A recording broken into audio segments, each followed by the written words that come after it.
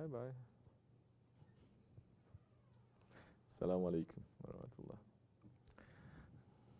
Welcome to you. Juma Mubarak.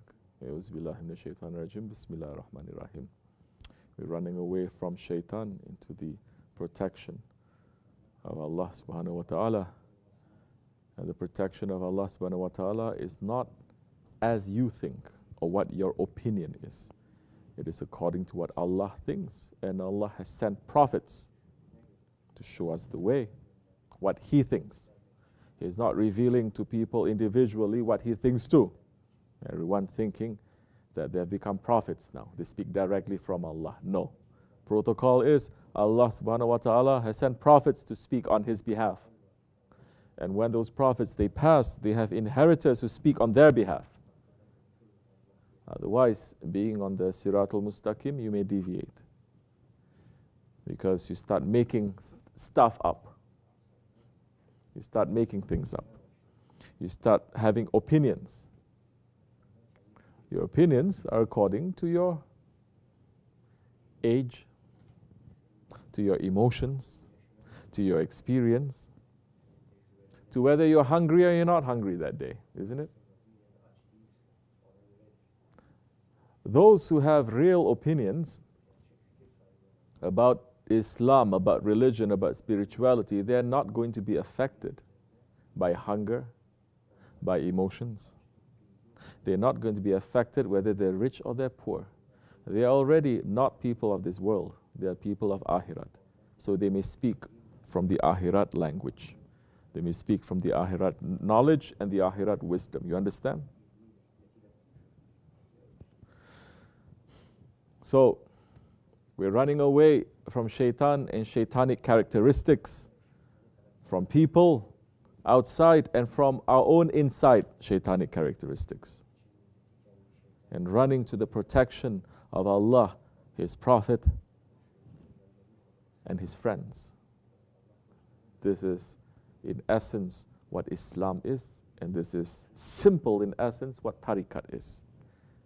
People now trying to make something to be so complicated, to be so dogmatic, to be so philosophical, to be so mystical. It is not. It is difficult. Yes, of course it's difficult for your ego, but it's very easy for your spirit. And if you cannot explain something that you believe in, that means your belief is not 100%. If you cannot explain to a 7-year-old and a 70 years old what you believe in and what is important and what is not important, if you cannot explain your spirituality, if you cannot explain your religion, that a 7-year-old will understand and accept, and a 70-year-old will understand and accept. If you cannot give explanation, that means you yourself, you have not found the truth. You're still borrowing from here and from there. You're not hooking on to the power stations coming from heavenly sources. So we're running away from Shaytan and Shaytanic characteristics. And we are here in tariqat, tasawwuf. I don't like to use the word Sufism because it's so misunderstood now.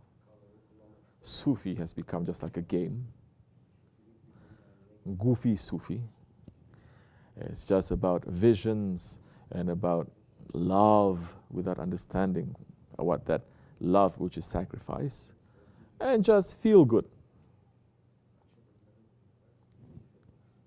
We look to the Sahaba Kiram.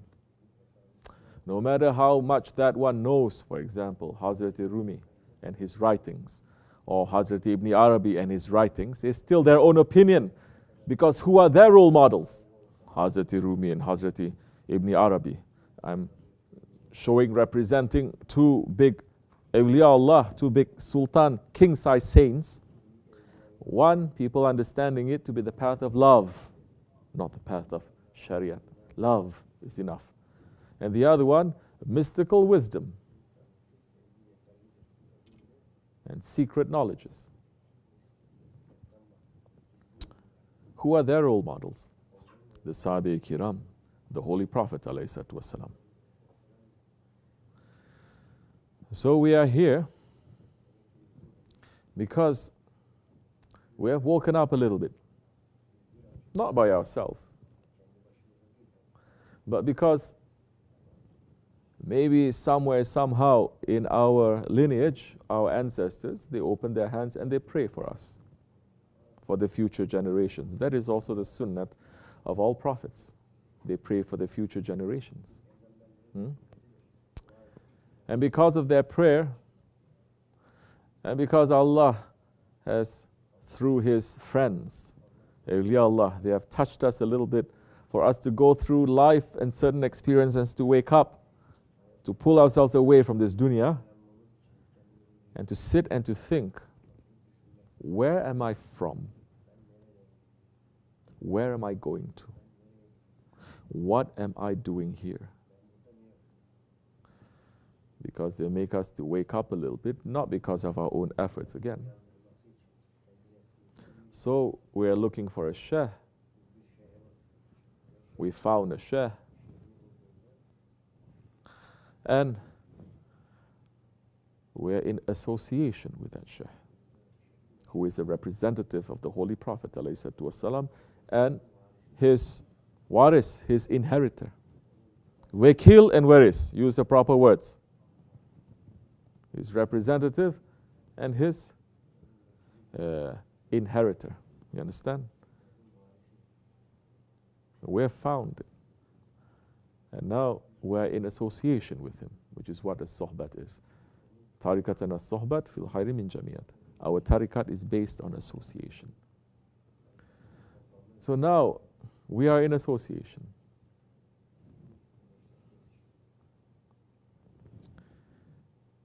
And question, a brother asking, what if a murid feels that he's stuck?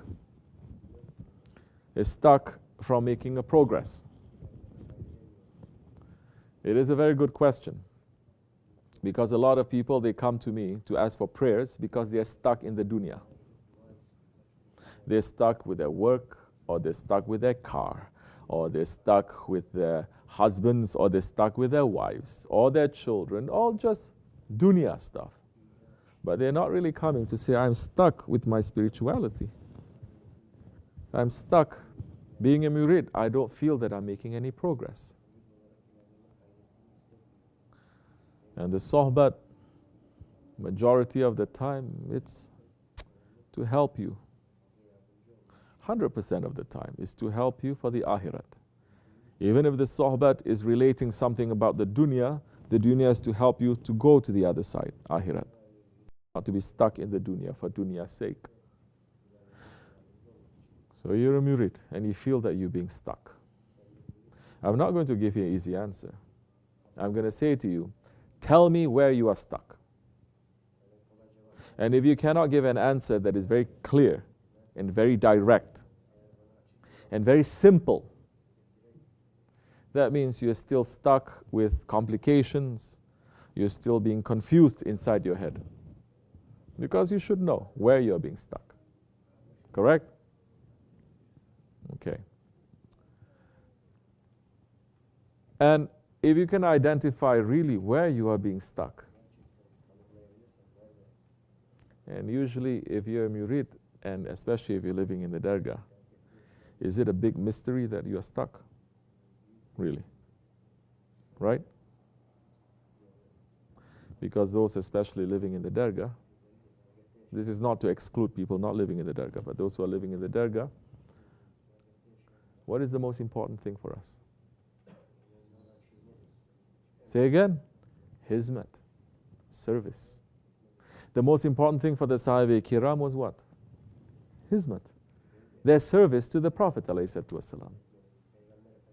That was the most important thing for them, isn't it? The Prophet had a mission. The most important thing for them is not zikr or secret knowledge or night vigils. I'm saying not the most important thing. It is important, it is very important, but the Prophet ﷺ has a mission. And Hazrat Abu Bakr Siddiq radiallahu anh, the peer of our tariqat, he did not gain the title of Siddiq by saying, now I'm just going to sit down and make zikr all night long, all day long, all my life. Or worship all night long, all day long, all my life. He gave something from himself. He gave something from the dunya.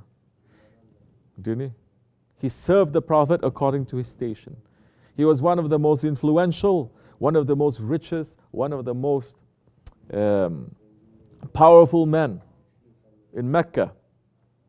Not only he gave it all up, he gave it all to the Prophet ﷺ.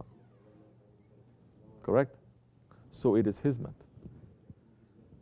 Now, is it going to be a mystery when you look at your hizmat, whether your hizmat is good or bad or stuck? Is this going to be? No, it's not going to be a mystery. You will know by yourselves. And if you don't know, I'm telling you all the time, right? I'm telling you all the time. These are the things that make you to get stuck. You can have a whole big machinery, whole big, really powerful engine, a jet engine. But sometimes a little bird that flew inside, they get stuck there, can mess up the whole big engine and the plane cannot take off, correct? Correct? So yes, these are the small things, but they're very important things. Very important things. And this is the refinement, the lutuf of your service now. So many people, for example, I was just speaking to you this morning. Huh? You want to make a service. You want to do something not for yourself, but for the good of, sit down over there. Don't make a show. Every time you're coming, you make a show and distracting. Tawbah, astaghfirullah. Wait, I'm going to fix you later. Come, you're making a show. Only for me to be distracted. Then later on for other people. You want to do something. For example, something very simple. Say, you want to clean the masjid. Something really simple. Sit down, I said. Still being stubborn, huh? Wait. Arrogant and stubborn people, they are forbidden to enter into Jannat. Are you like that? You pray, you fast, you do everything, but stubbornness and arrogance is going to burn all of your good deeds. We're talking about the spirit. We're talking about diseases of the heart. Your whole body is well. It's healthy, it looks like. You are strong, but your heart, it is diseased. You're no good for nothing. Right, doctor? Huh? You're a doctor, right? So you sit down, you learn what it is that we need to learn to get rid of the diseases of our heart, of our spirit. Maybe for that one to get rid of the disease of the spirit, he has to go to the barn and to shovel manure. Right, doctor? Huh? Maybe you're a lawyer, maybe you're an engineer. Who cares? We're not here looking at your station in life. We're looking at your station of akhirat. And at that point, that level, your station in dunya may be high, but your station in akhirat is very low. You want to follow us properly, you want to follow Sahibul Saif, Shaykh Mawlana properly, you have to reach to the highest stations of the Sahabe Kiram. It is through service. Get rid of your ego. Maybe at that time we say, go to the barn. Shovel manure. You have a problem with that? You don't have to stay. And don't worry, I've done my own fair share of shoveling manure, cleaning bathroom, and I like it. It's much better than sitting here talking, believe me. So much easier to clean a bathroom than to sit and to try to represent your Shaykh and to speak something that you are not going to be responsible in the Akhirat.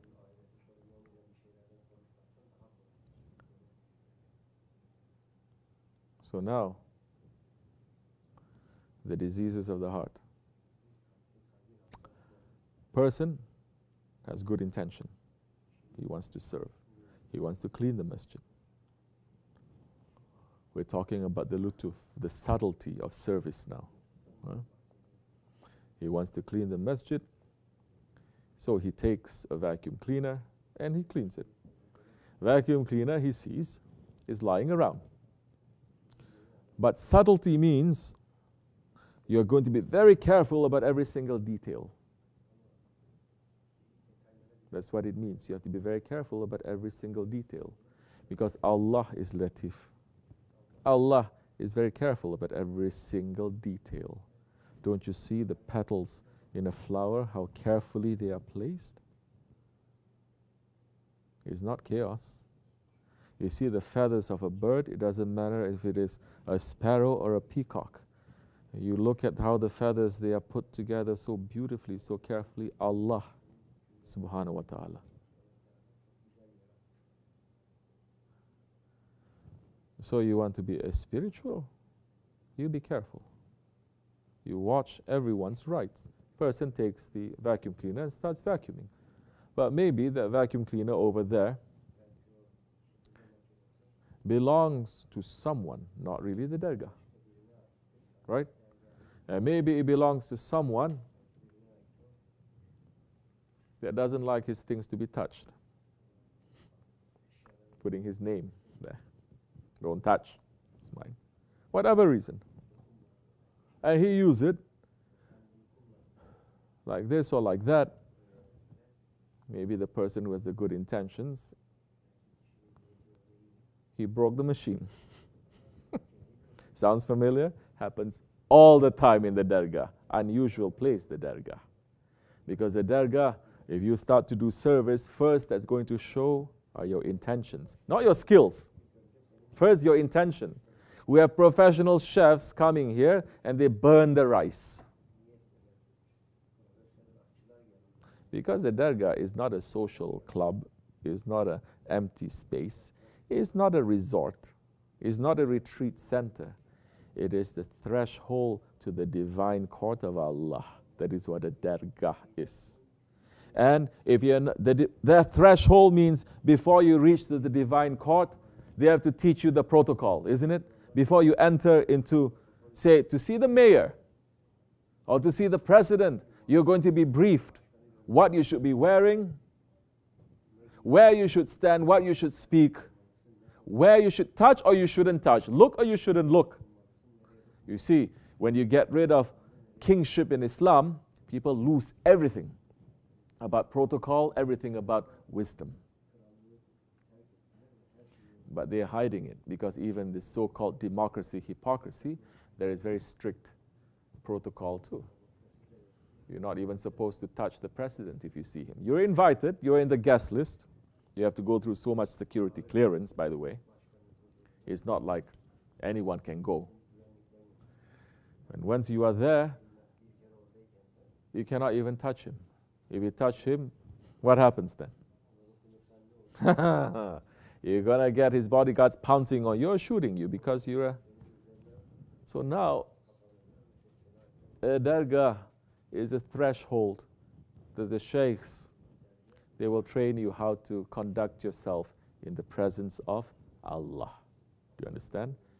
Don't go straight to Allah. You would not know what to do and you're going to fail miserably. Even Holy Prophet ﷺ, Habibullah, the one that Allah subhanahu wa ta'ala created everything for him. When he went to the Mi'raj, he was tested. What about us? You think we're not going to be tested? So easy. People saying, I'm going to Allah. I love Allah, Allah loves me. If you want to have the relationship to Allah as someone who is ignorant, which is good, it's okay, but you're going to be stuck at that level. If you want to have a relationship with Allah that the prophets they teach you, which is not out of ignorance, but it is out of what? Not being in ghaflat, to see with the nur of Allah. And that time you have to be very careful about everything. So, you serve, but you're not careful. Person breaks the vacuum cleaner. Then this person comes up and says, who touched the vacuum cleaner? It's mine. Don't you see my name there? Do not touch. And you are touching it. This person has a good intention, correct? Saying, I didn't know. I'm not supposed to touch this and that. My intention is this. But don't you see that? So now, the person who is using the vacuum cleaner to clean, and now we're looking at the subtlety of service, you understand? He should have been more careful. Because so many times, now this is especially because now we're in a trading ground. If you're not careful, you think you're helping, you're actually harming. Yes, it gets more subtle and it gets a little more difficult. Welcome to Tariqat al-Aliyah. Welcome to the most distinguished tariqat. Where yes, if you didn't go through the stage where you think that everything you do is wrong, you haven't really passed anything yet. But there are others, of course. When support is given to them, they may do things openly. That's okay. They're not under the training in that way because they're already doing service. You understand?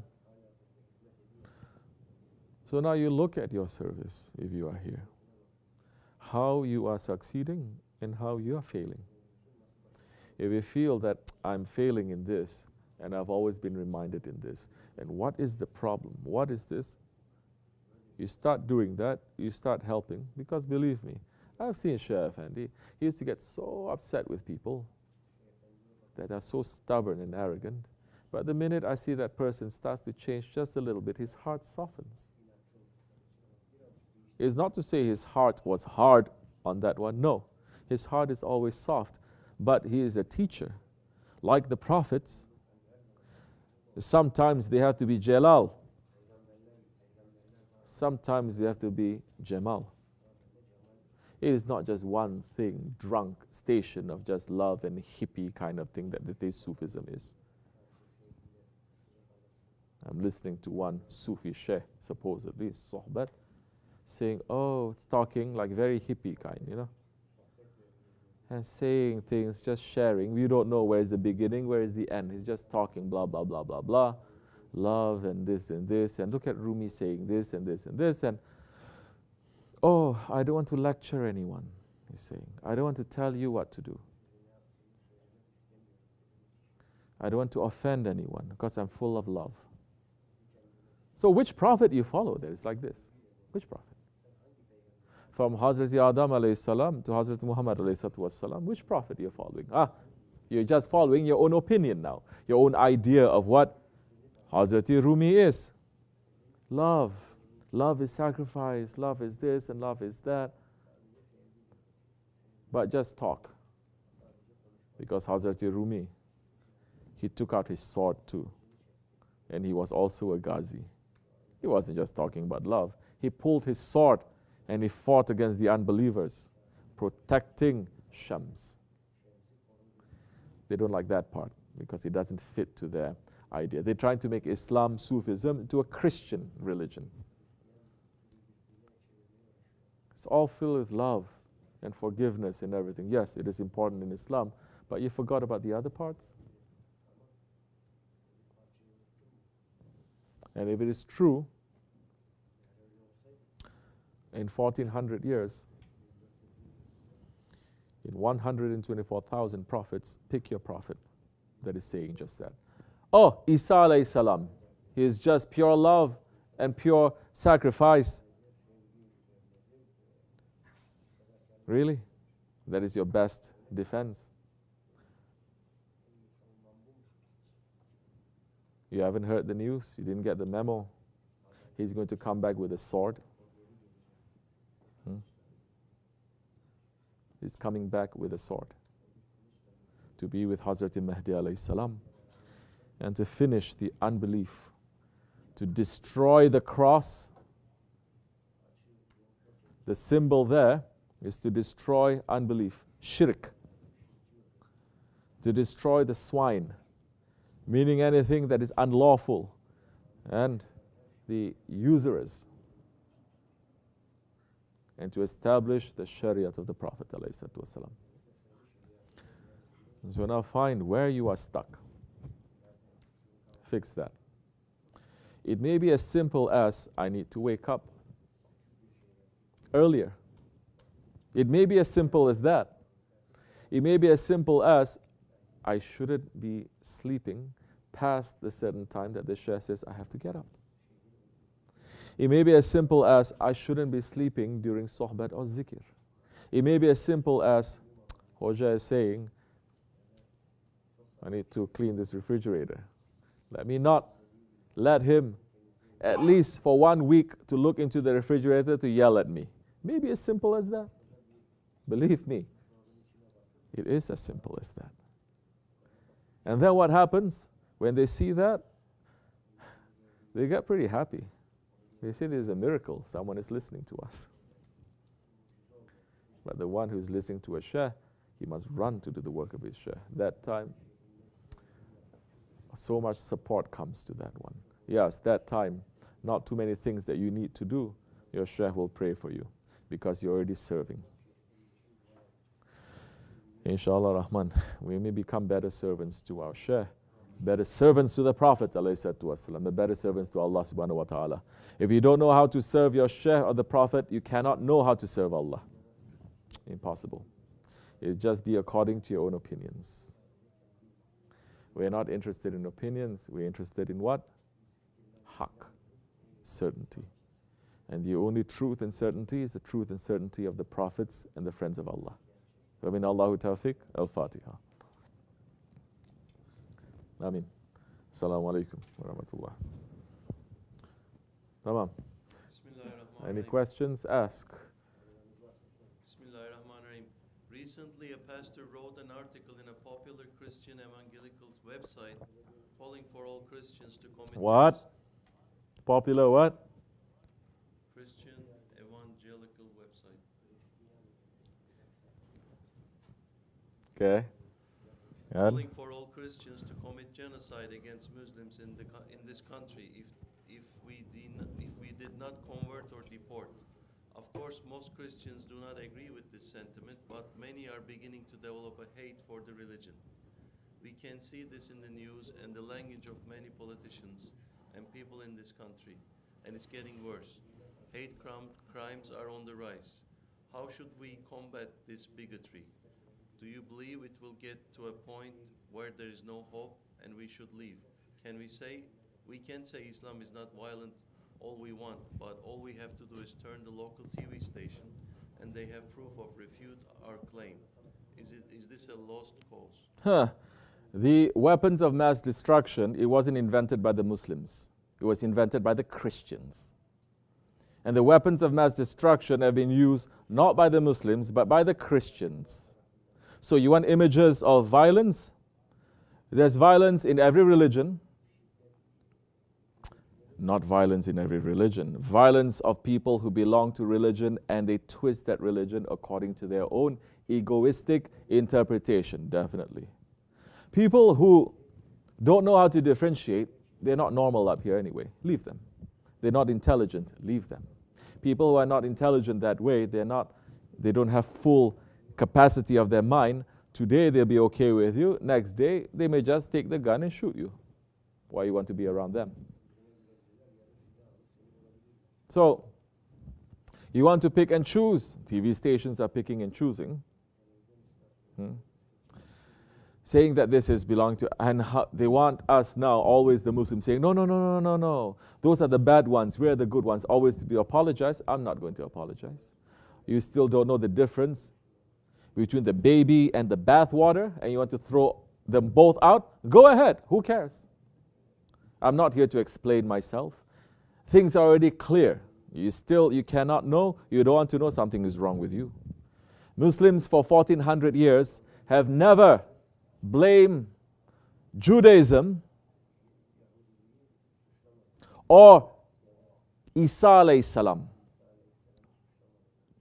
They have never blamed Musa alayhi salam or Isa alayhi salam for the excesses committed by people who say they follow Musa alayhi salam or Isa alayhi salam. We don't. We learn how to differentiate. We learned how to differentiate.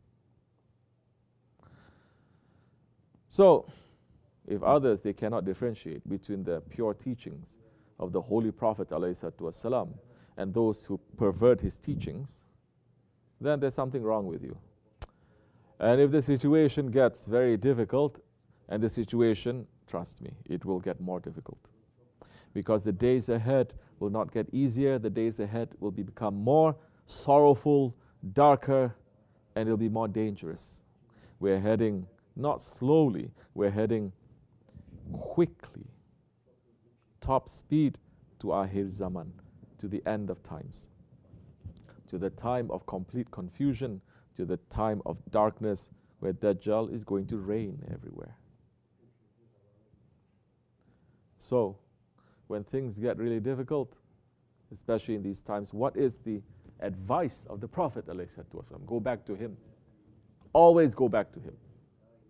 Because he speaks from Allah. Not everyone can claim to speak from Allah. And during his lifetime, he had 124,000 companions. None of them claimed to speak from Allah. He brought the message of Islam. They didn't say, Allah spoke to me or I speak from Allah. They say, Allah and His Prophet knows. And that protocol continues. Now everyone is saying we speak from Allah. Yes, that's why all this confusion is happening. By people who say we speak from Allah and they commit the things or the wrongdoings that we know is not coming from Allah or His Prophet. It's coming from their nafs.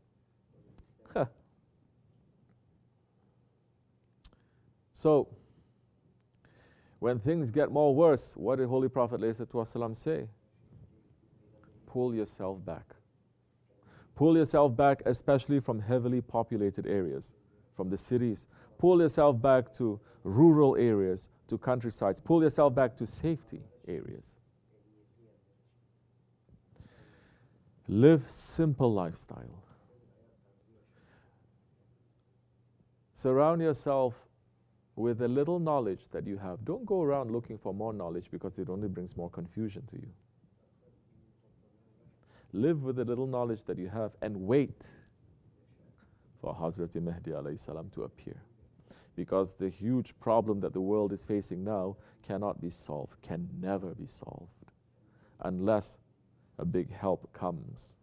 The Savior comes. Mahdi alayhi salam comes. Heavenly power comes to turn it around. If all the countries in the world get together and try to solve this problem, it cannot. So, this is one of the things that you are going to learn when you enter into tariqat. Yes, how to live in this world for the sake of Allah. What are the challenges facing with you, in front of you? And how to run away from them, or how to stand firm, or how to fight. In these days, it is to pull yourself back. It is not to fight. There's no permission for that. As you like again. Inshallah, may Allah make it easy for Muslims. Make it easy for believers. And there are believers in every religion. Make it easy for sincere people who are looking for true guidance. Not guidance from Sheytan, but guidance from Rahman. And may kufr, unbelief, fall. And may truth stand up firm. And may we be always under the feet of our Shaykh. Al-Fatiha. Amin. Assalamu alaikum. Bismillahirrahmanirrahim. What is taqwa? Bismillah ar-Rahman ar-Rahim. Taqwa.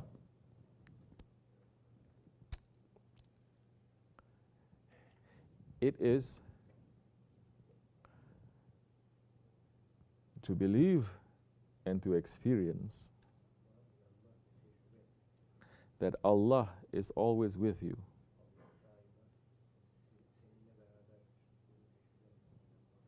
That is taqwa. A lot of people believe, but they don't experience it. If they experience it, their lifestyle is going to show that belief. How should your lifestyle be to show that you believe in Allah? There's no two ways. There's no three ways. There is one way to show that belief. It is through the sunnah of the Rasulullah ﷺ. Not two ways, not three ways, one way. To have taqwa, you have to follow the sunnah of the Rasulullah ﷺ, his lifestyle. His lifestyle, internal and the external practices, they're like oceans without an end.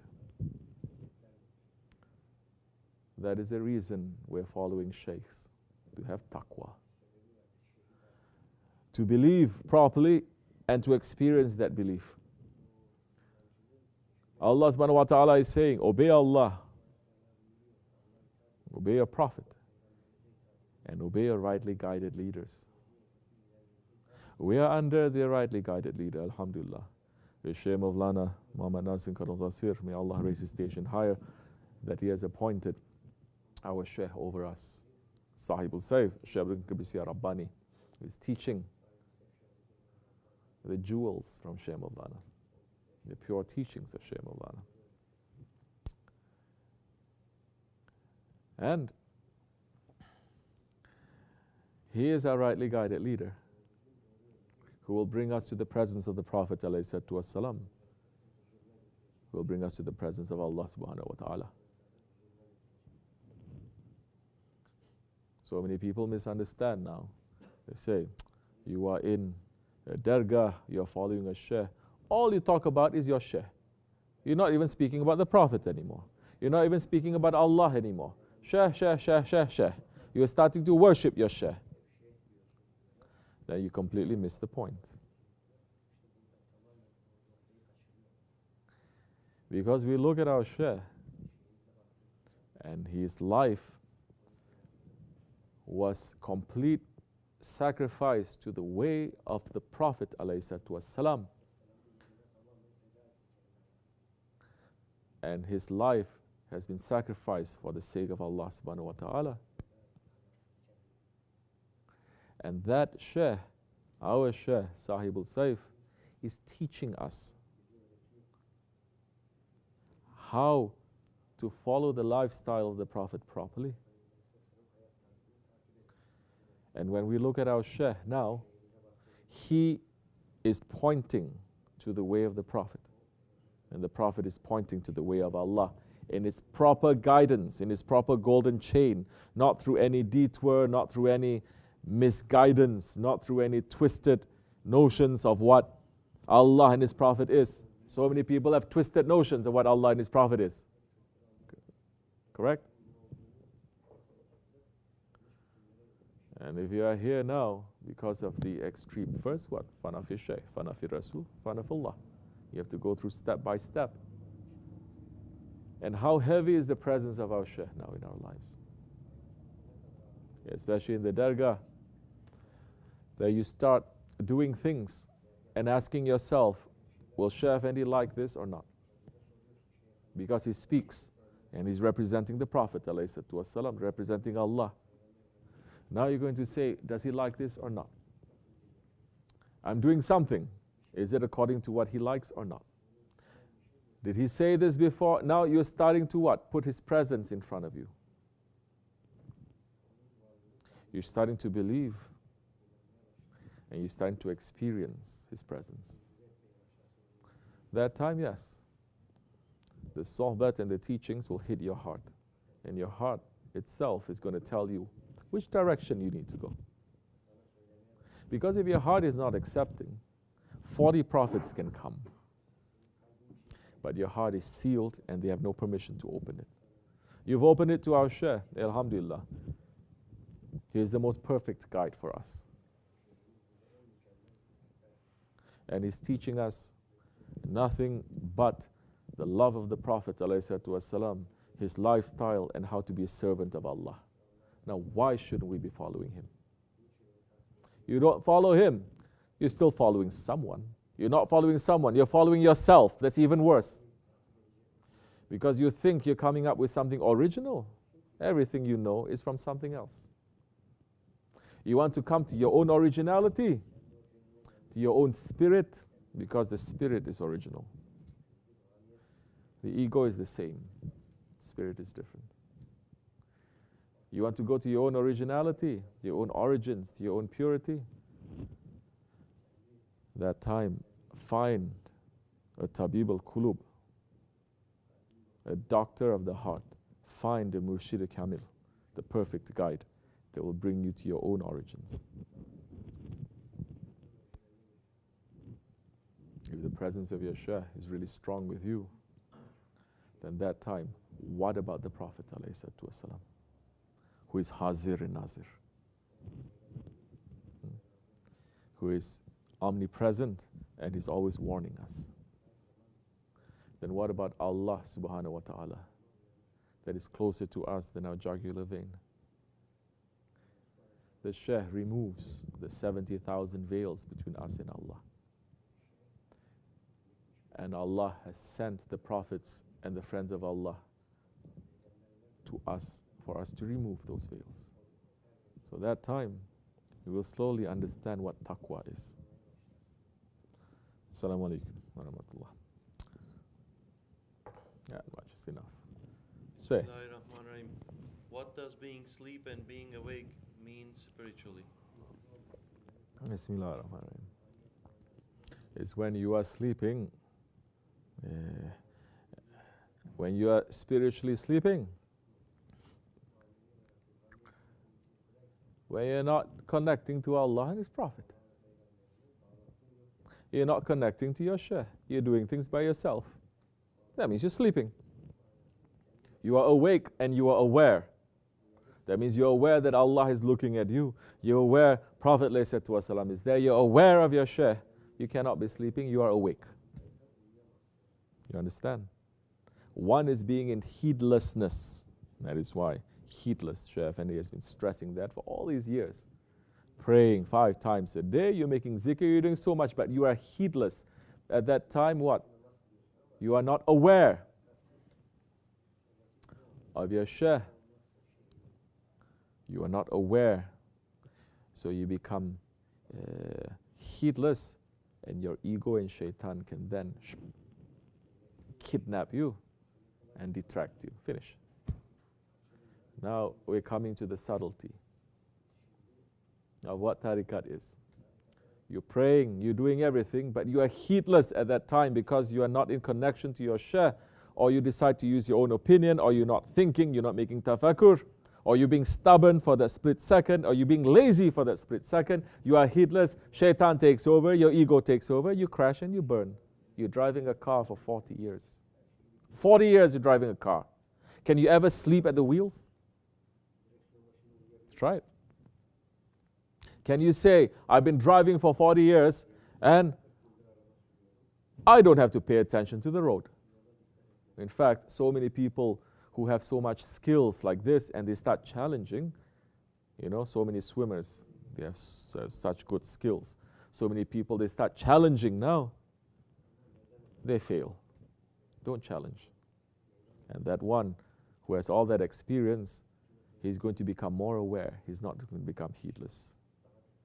Because that split second that you are nodding off at your wheel, you may crash and you can burn. You cannot say that time, why am I being treated like this? Why that car is treating me like this? They're not giving me a break.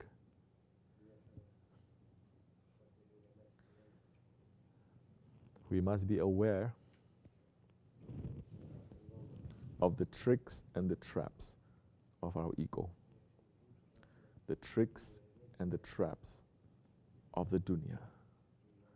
The tricks and the traps of our desires and of Shaitan.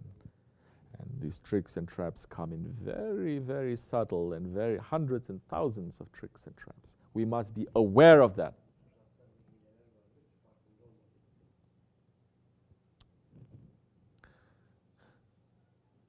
We should not be sleeping. That time, if we are aware, we will have the vision of a believer. And the Holy Prophet ﷺ says, beware of the vision of a believer because he sees with the nur of Allah. That time, because you are aware, you will not be tricked. You will not be tricked by people. You will not be tricked by situations. You will not be tricked by local media. You will not be tricked by whisperings of Shaitan. You will not be tricked by your ego. You will always know. If you are aware. And once you become aware and you're trying to step on your ego, there's a time the himmat and the madat of your Shaykh comes through. Because his words and his sohbet must come to give you that boost to be able to do what you need to do, which is to be aware of the tricks and traps of Shaitan and your ego, and to stay away from them. You understand? Because now, all these things, it is not optional, it is not alternative teachings of Islam. Tariqat is not an alternative teaching of Islam. It attacks the very fundamental belief of Islam. It goes to the roots of the Islam. The root of Islam is what? La ilaha illallah. And Tariqat is to teach you how to get rid of the ilahs that surrounds your heart, and to only have Allah. Assalamu alaikum wa rahmatullah. We are weak servants. May Allah send us more guidance. You and me, we're very weak servants. We're very dirty creatures. No good for nothing. But we're asking Allah to always have His blessings to shower on us and our families, to keep us in safety, inshallah, in these very confusing times. Assalamu alaikum wa rahmatullah. We have tea or something? Bring. I keep getting whisperings to listen to secular music. This is my worst problem. How can I get out of this? And to give whisperings to listen to secular music. They're whispering to you. Whisper to them back. Whisper, say, listen to Nat, listen to Qasida, listen to Ilahi. They don't want to listen, you scream at them.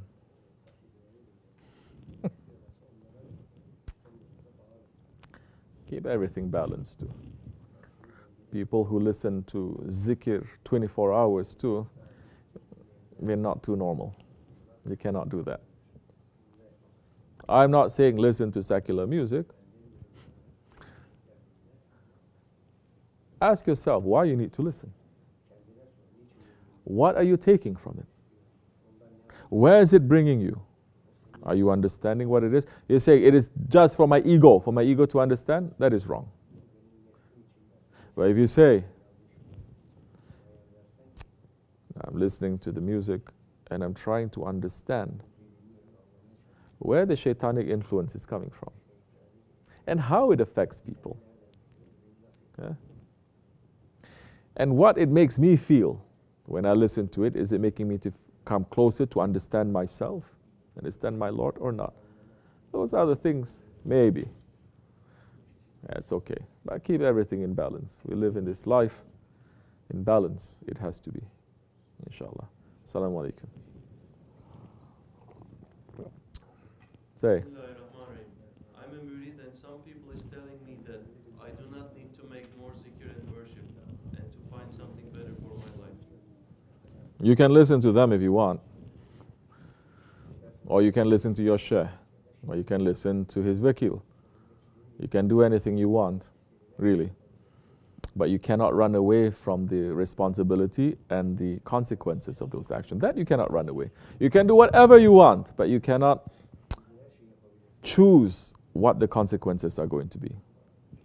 So, if the murid is going to tell you something like that, well, you can go ahead, or you can listen to the wakil or the Shaykh. Do they ever say you don't need to make more zikr and you don't need to more worship? You need to find something better for your life. What does that mean? Make zikr, make worship. Step on your ego, serve. Endless oceans are very simple. Assalamu alaikum wa rahmatullah. Tamam. Bashka. Bismillahirrahmanirrahim. Can we heal or treat physical illness by zikr? Of course. Bismillahirrahmanirrahim. You can treat and you can heal physical illnesses by zikr. The zikrullah, once it reaches to the heart, the remembrance of Allah, it will send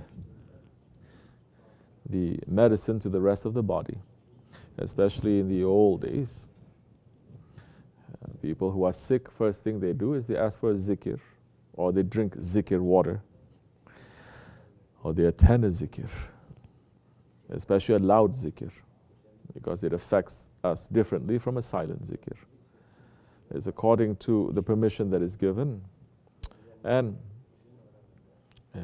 because in these days, people don't have too much faith anymore. So, as much faith and sincerity you have, that time is going to be effective. But because our faith and our spirituality is really low in these times, then there are other physical things that you need to do. But the zikr must help you, it will help you. Assalamu alaikum wa rahmatullah. Bismillahirrahmanirrahim. What are murid supposed to do after bayah besides listen to Sohbet and zikr? Sohbet and the zikr is not just to sit for half hour or 10 minutes a day and to listen to the Sohbet. It is not that easy. It is like asking what as a Muslim I should do. I just come into Islam besides saying Shahadat, praying 5 times a day, fasting, giving zakat and prayer. All of that are the rukun. All of that are the pillars, the actions. But there is a whole belief that supports that, and there is a whole lifestyle of actions that supports those actions too. Correct? So, the important thing now, you make zikr, and you're listening to Sohbet, put the Sohbet in your life. Be in connection and association with your Shaykh. Get rid of the bad characteristics in your life. Step on your ego and serve. These seems to be very simple, but they are very profound things. They are very heavy things that so many people, they cannot master even in their own lifetime. You understand? To step on your ego is not that easy. You think you know your ego. Most people don't even know. You think you know you're sick. You won't know you're sick, or to what extent you're sick, until you do what? Until you see a doctor. Then the doctor can say, like this, and like this. You ever seen a patient get upset with a doctor? How you can say that? I don't believe you. But a lot of people get upset with sheikhs. They say, how you can say that about me? I'm a good person, you know. You think bad of me. I'm not suspicious. I'm not this, I'm not that. Oh. So, may Allah make it easy for you. Listen to Sohbet, make zikr, put it in your life. Slowly you will understand how simple and how very complex this whole thing is. This thing called tariqat, to follow in the way. Assalamu alaikum wa rahmatullah. Last question, say. Bismillahirrahmanirrahim. What advice may you give for someone who is indecisive by nature and cannot hold on to intentions strongly? Bismillahirrahmanirrahim. Be around people who are decisive. Be around people who are decisive and they're doing it for the sake of Allah and His Prophet. Don't follow people who are decisive and they are doing things for the sake of their ego and the dunya. You're going to learn bad things, bad habits, you understand?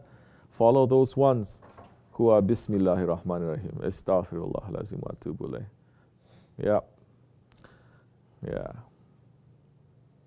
Ghaflat. 24 hours ghaflat, sleeping. That's what happens. If you're sleeping in zikr, definitely you're going to sleeping in life. Those are the things that holds you. You're saying, I'm stuck. And we say, unstuck that. Because that small stuck is not going to make you to fly. You have all this equipment and machinery to fly, but it's not taking off because of that small thing that you have that you refuse to. Yeah. Astaghfirullah lazim wa atubu ilayh. Ghaflat. 24 hours. Wake up. So you need to surround yourself with people who are decisive for the sake of Allah and His Prophet, and people who are steadfast in their intentions for the sake of Allah and His Prophet. That time you can be influenced by them, and you will know to to what extent, when, where, to put all this into practice. You cannot just jump ahead also. Jama'at is important. It's very important. Jama'at, especially of the heart. Not just physically, but of the heart. That time, it'll be easier for you. You will know you have role models and you have a support system around you. Assalamu alaikum wa rahmatullah. Say.